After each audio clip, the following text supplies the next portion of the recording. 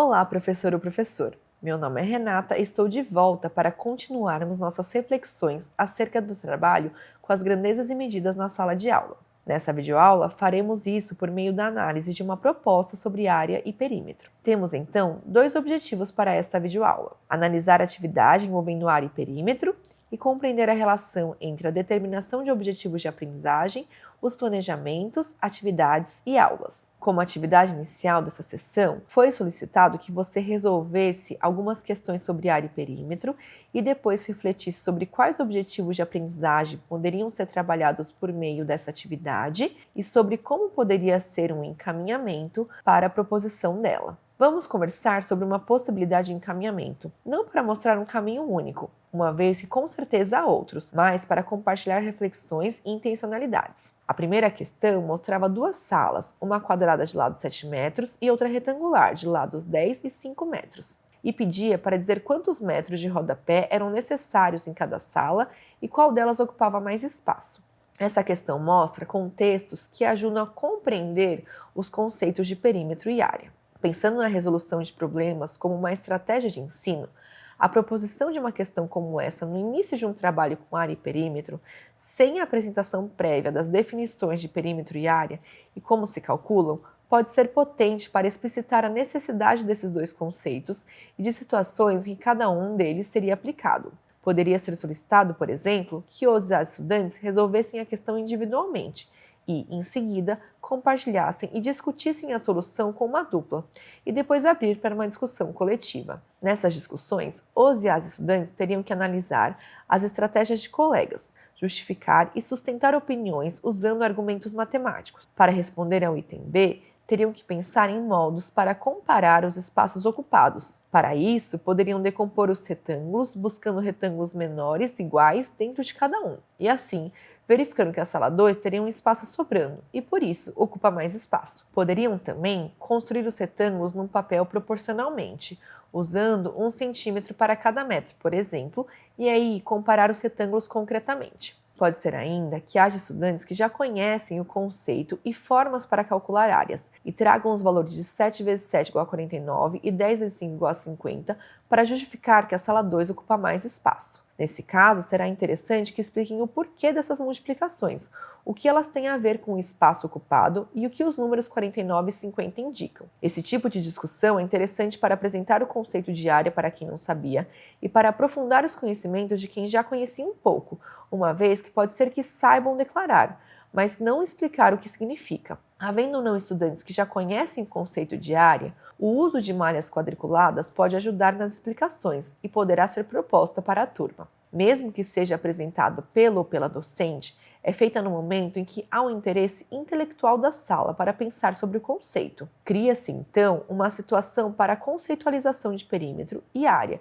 e para a discussão de estratégias para calculá-los. É importante que compreendam, com o apoio de uma malha quadriculada, o que o produto das dimensões de retângulos informa sobre a quantidade de quadradinhos dentro da figura. Veja que essa escolha de iniciar pela resolução de problema inverte a lógica do ou da professora primeiro apresentar o que é área e perímetro e como se calculam para, em seguida, propor exercícios para treinarem. Ao se depararem inicialmente com a situação problema, podem entender de maneira mais profunda os conceitos e dar sentido aos cálculos que podem ser feitos. Podemos dizer que essa primeira questão da atividade ajuda a trabalhar com dois objetivos de aprendizagem: compreender os conceitos de área e perímetro e compreender e utilizar estratégias para determinar as medidas de áreas e perímetros de retângulos. Um questionamento interessante que pode surgir na discussão desse problema é: o perímetro da sala 2 ser maior que o da sala 1 garante que a área da sala 2 é maior?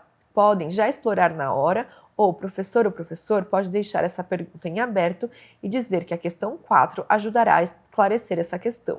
Fomentar que façam mais perguntas e que enxerguem que há mais explorações possíveis em cima de um problema ajuda a desenvolver o espírito investigativo e a compreensão de que a matemática é construção humana, que são fazeres esperados na lista de competências específicas de matemática da BNCC. Assim como falamos na sessão anterior, ter o desenvolvimento dessas competências específicas como grandes objetivos da matemática na escola nos ajuda a pensar em boas formas para encaminhar o trabalho na sala de aula.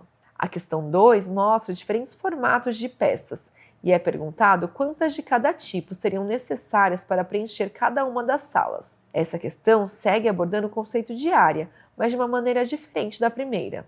Pensando na construção de um conceito, é importante diversificar as formas de abordagem, tanto para apresentar diversas perspectivas para quem já compreendeu, quanto para permitir que quem está com dificuldade tenha uma nova chance de entrada no assunto, e que pode ser mais efetiva que a outra, para aquele ou aquela estudante, uma vez que as formas de compreender são diversas em uma sala de aula. A resolução dessa questão ajuda a entender que medir uma área significa comparar uma superfície a uma unidade de medida e gera campo para pensar na necessidade de existirem unidades de medida padrão e de seus múltiplos e submúltiplos. Essa questão 2 poderia ser proposta individualmente e corrigida em trios ou duplas, para que possam comparar os resultados e discutir as dúvidas e discordâncias. Em seguida, poderia haver uma abertura no coletivo para a discussão das dúvidas e depois a proposição de novos questionamentos. Por exemplo, como obter os valores dos itens B e C a partir dos valores da peça de 1 metro por 1 metro? Se tivéssemos uma peça que é o dobro da peça B,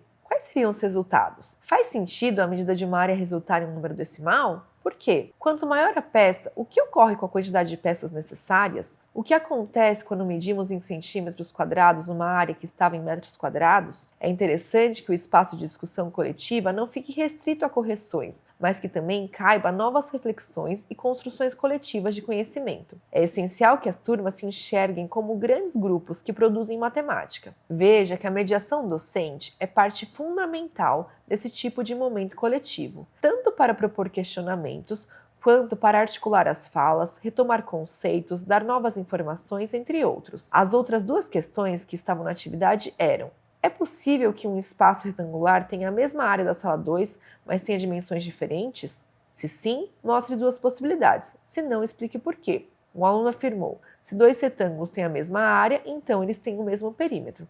Você concorda com essa afirmação? Justifique sua resposta. Ambas questões ajudam a compreender que as medidas de perímetro e área são independentes, no sentido de figuras poderem ter áreas iguais e perímetros diferentes ou vice-versa. A igualdade de um deles não implica na igualdade do outro. Além disso, são duas questões que exigem escrita de argumentações matemáticas nas justificativas. Em aula, poderia ser solicitado que resolvessem as questões 3 e 4 em duplas e depois organizar quartetos para discutirem as resoluções e elaborarem uma resposta do grupo para cada questão. Poderia ser solicitado, por exemplo, que essas respostas fossem feitas em uma folha separada para ser entregue e a discussão coletiva na aula seguinte partir da análise coletiva de algumas dessas respostas. A escrita de argumentações matemáticas é uma tarefa bastante desafiadora, e essa discussão, a partir das respostas escritas dos grupos, pode ajudar tanto na compreensão dessa independência entre área e perímetro, quanto na identificação de maneiras de produzir esses argumentos matemáticos. É interessante que vejam quando exemplos e contra-exemplos são boas estratégias para justificar e quando não são.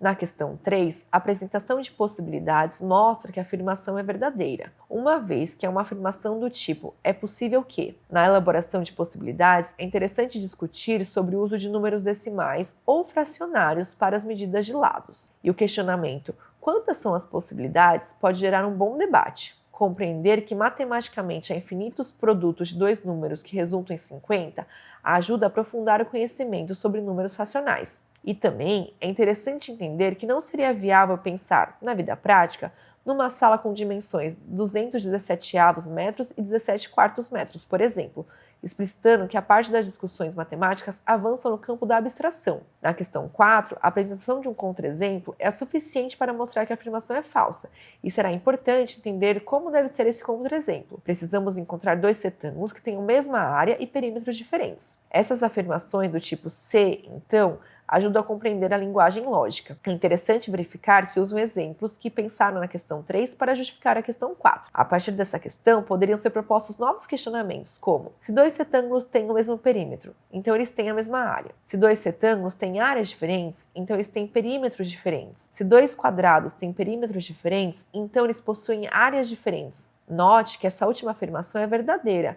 e a justificativa dela não poderia ser por meio de exemplos. Como poderiam argumentar que ela vale para todos os quadrados? O trabalho com questões como a 3 e a 4 podem contribuir no avanço da competência de produzir argumentos matematicamente convincentes e na competência de interagir com pares de forma cooperativa. O estabelecimento dos objetivos de aprendizagem é essencial para planejar e encaminhar as aulas. Pensando no uso dessa atividade com 4 questões em uma turma, são esses objetivos, juntamente com nossas observações, que nos ajudam a elaborar ou escolher quais outras propostas serão feitas em sala de aula para que alcancem esses objetivos de forma sólida. É importante que se saiba que apenas essas 4 questões não podem configurar um trabalho completo com esses conceitos numa turma. As avaliações, formais ou não, são instrumentos muito importantes para nortear os planejamentos e essas tomadas de decisão, e elas serão assunto da nossa próxima sessão. Até lá!